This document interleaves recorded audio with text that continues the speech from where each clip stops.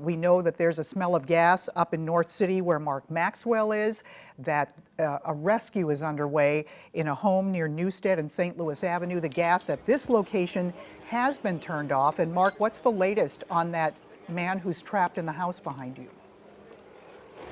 Yeah, Kay, it's still a desperate scene here. Police are just now trying to tell some of the family and friends, the volunteers who offered to come here and try to move some of this collapsed brick out of the way to please give them a safer perimeter. We also just saw a firefighter enter into that basement window. They finally used a crowbar to pry off the iron bars that sealed that window of the basement shut.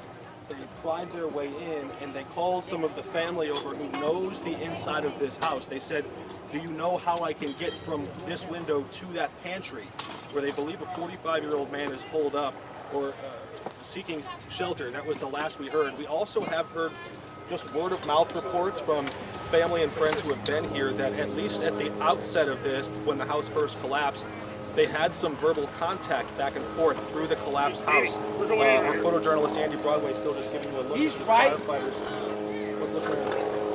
here. They seem to have I can hear him. right here. Don't get up there. Down.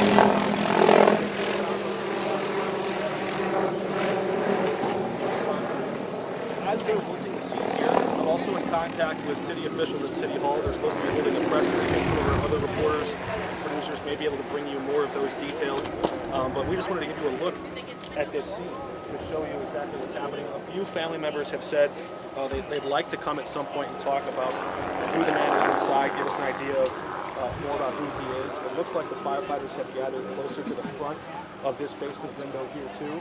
But again, they have positively identified his location inside of this collapsed home, but the work ahead to bring him out to safety is still quite an arduous task. It's not a guaranteed success, so we're going to keep an eye on this as we are here in North City. Mark Maxwell, 5 on your side.